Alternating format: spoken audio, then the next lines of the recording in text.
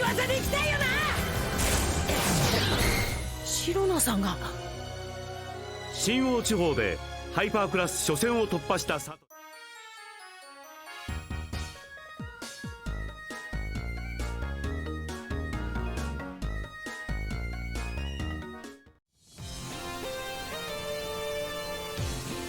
Hey everyone, it's Mark. This is my recap for Pokémon Journeys episode 77, a super electromagnetic hyperclass battle. This was the 1162nd episode of the Pokemon anime, and quite easily one of the best episodes of Pokemon Journeys so far. We got to see Ash's first battle in the Ultra class, Volkner returned, and we got the huge tease of what's still to come in the World Coronation series. There's so much to talk about with this episode, and I want to get into it as fast as possible, but first I've got to thank all of you guys for helping me reach 2,000 subscribers. I did not expect to hit this milestone so fast, and all I can really do is say thank you. If you haven't yet, be sure to leave a like on this video and subscribe to my channel, and now let's get into this episode.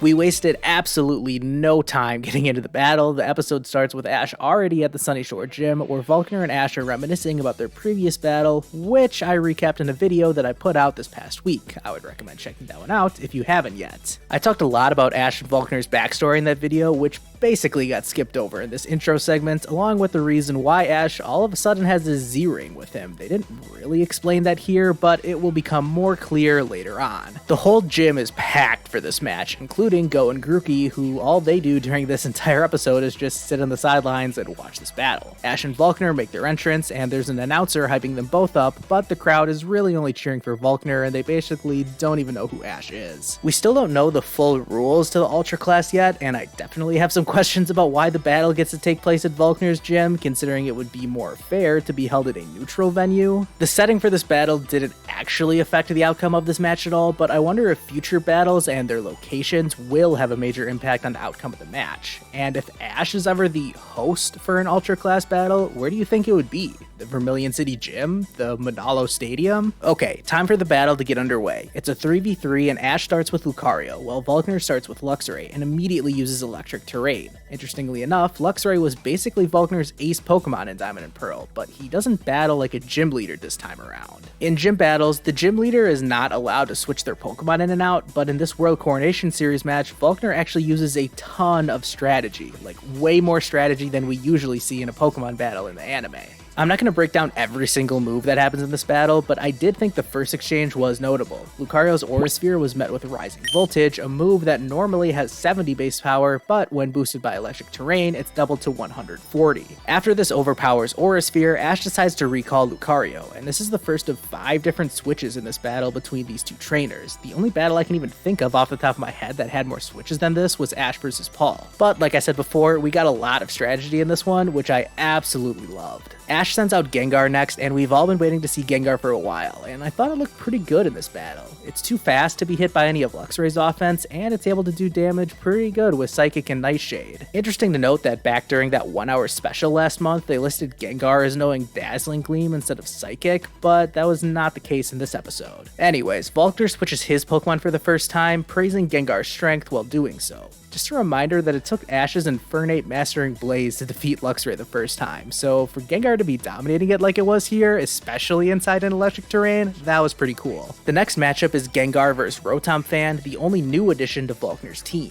Things start off pretty even, but eventually Rotom is able to dodge a super effective Ice Punch, and it lands a Thunder Wave on Gengar, before quickly following up with Hex, an already super effective move that's powered up by Gengar's status condition. This is enough to knock Gengar out, but I was still pleased with its performance in this battle. I mean, it's pretty obvious that Gengar is not one of Ash's strongest Pokemon at the moment, so I don't expect it to do that much, but it did leave its mark on this battle. I mean, we're almost 10 minutes into the episode at this point, and Gengar was the first Pokemon to be knocked out, but it definitely got some time to shine in this episode, so overall, I'm pretty pleased. I know not everyone will be though. I fully expect there to be some complaints about Gengar's battling performance once again. Ash sends out Pikachu next as the electric terrain wears off, and Pikachu immediately lands an Electroweb, much to Volkner's shock. One of my minor complaints about this episode was that they didn't reference Ash and Volkner's backstory too much, but little details like this where Volkner remembered Pikachu's old moveset and was surprised to see it use a new move was a nice touch. Volkner is in a pretty vulnerable position here as Ash readies a Thunderbolt while Rotom is trapped inside the Electroweb, but once again, Volkner had his strategy down in this battle. He immediately recalls Rotom and sends an Electivire, who takes the Thunderbolt head-on, which activates its ability, Motor Drive. I mean, what a tactic. This is the stuff we miss all the time from gym leaders not being allowed to swap out their Pokemon mid-battle. Ash was clearly flustered by this. I mean, he knew going into this that Motor Drive was going to be an issue, but Volkner had a plan that Ash couldn't counter.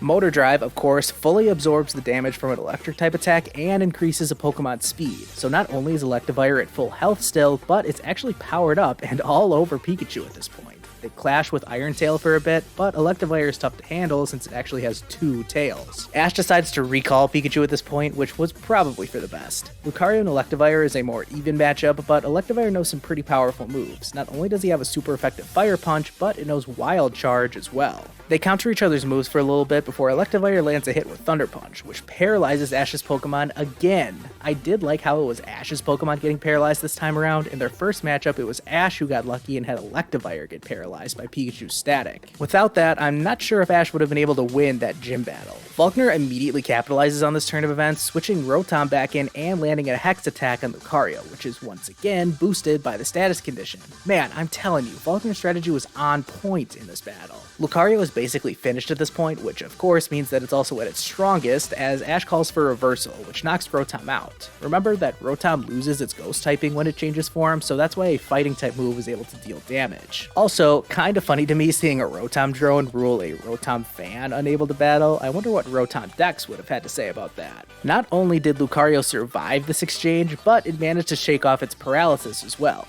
Okay, that's kind of odd, but it doesn't matter too much because Volkner sends Luxray back in, uses electric terrain again, and we immediately get a clash between Rising Voltage and a close-up Aura Sphere. Ash didn't call for this specifically, but it was pretty clever from Lucario to get up close before unleashing its Aura Sphere. That way it couldn't be blocked by Rising Voltage. However, that meant Lucario just straight up took the hit itself, and after the somewhat cliche explosion between the two attacks, both Pokemon ended up knocked out. I personally am not really a fan of double knockouts in Pokemon battles. I think it's kind of overused, but I guess this worked. Lucario was on its last leg, so it more or less sacrificed any chance it had of defending itself and just charged in for one final attack, and managed to score its second knockout of the match. As Volkner put it earlier, the Aura Pokemon lived up to its fame. So we're down to Electivire versus Pikachu to finish the match, and Ash really is screwed at this point. The announcer even points out how Electivire has a massive advantage thanks to its Motor Drive ability, and once again, I will praise Volkner's strategy here. He knew Ash would be using Pikachu, so he played his cards perfectly, so that it would be forced to battle Electivire, knowing that it had a massive advantage with Motor Drive. I mean, how is Pikachu supposed to counter an electric terrain boosted Wild Charge? Luckily for Ash, electric terrain does wear off, and Pikachu even lands a hit after an exchange of Iron Tails. Pikachu calls out to Ash at this point, and here we go. It's Z-move time. Everyone is excited for this, even Volkner, and Pikachu successfully executes 10 million volt Thunderbolt. Volkner tells Electivire to take it head on, and this was a pretty funny visual to be honest, Electivire welcoming this incredibly powerful Z-move with open arms. After the dust settles, there's a brief moment of stillness before Electivire falls, giving Ash the victory over Volkner.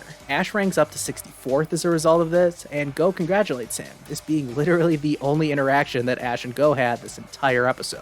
Ash and Volkner's post-match interaction is interesting too, as Ash explains that when he found out he was going to battle Volkner, he wanted to use the strongest electric-type move, so that's why he brought his Z-Ring, so that he could use 10 million volt Thunderbolt against Sinnoh's strongest gym leader, the best electric-type trainer that Ash knows. Volkner then predicts that Ash will make quite an impact in the Ultra class, and maybe even the Master class. Then, and hold on to your hats for this one, he says that Cynthia is in the Master class. What? That totally threw me off. I did not expect that announcement at all in this episode. We get to see some of Ash's competitors that were watching this match, including Cynthia, Bee, Raihan, and hey, Leon isn't watching Ash's battle. What is that he's watching instead? So yeah, on that bombshell to end the episode, we get this menacing image of what's to come in the World Coronation series, and wait, is that Lance too? I'm giving this episode a 9.5 out of 10 rating.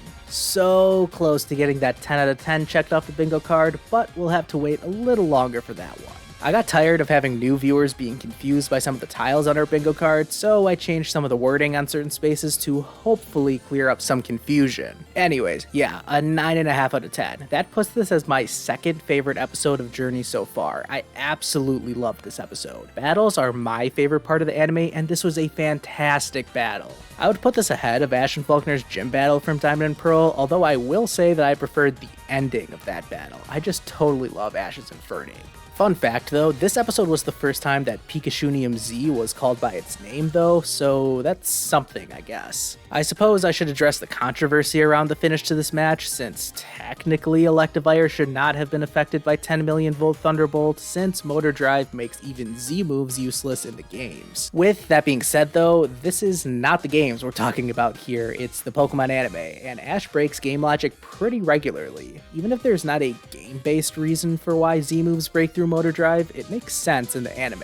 I mean, 10 million volt Thunderbolt is literally the strongest electric type move, so if there's anything that can break through Motor Drive, this would be it. Again, and this will be the last time I mention it, I was so impressed by Volkner's strategy in this battle. Not only were his Pokemon strong, but his tactics were just as impressive, whether that was little moves like switching Rotom in and out, or the overarching strategy of leaving Ash cornered with Pikachu vs Electivire to end the battle. Volkner played pretty much everything perfectly in this episode, and yet it's still wasn't enough to overcome Ash. If we check out the results of a poll I ran on my community tab this week, 84% of you guys correctly predicted that Ash would win, and wow was this awesome. I could go on and on about this battle, but what more needs to be said in this video?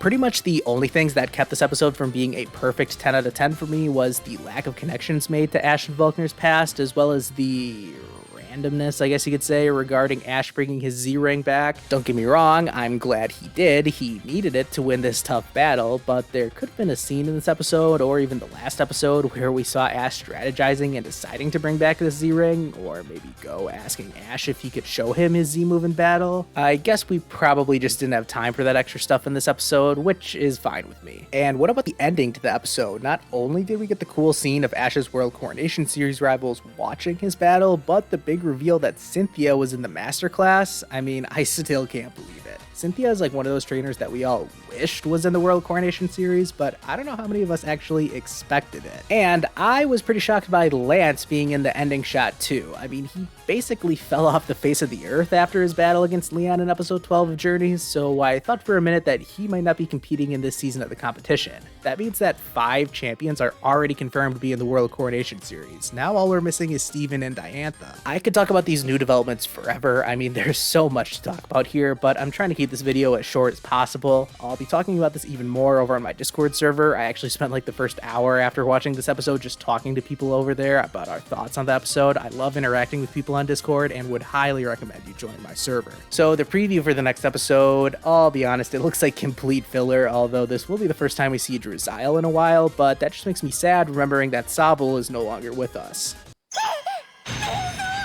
I don't have very high expectations for the next episode, but that's fine. We just got 4 episodes in a row that were overflowing with hype and excitement, so we could use a reset back at the Cerise Lab. Thank you all so much for watching this video, and again, huge thank you for helping me reach 2,000 subs. Let's see how fast we can get to 3,000, yeah? Be sure to like this video if you haven't already, and I'll see you guys next time.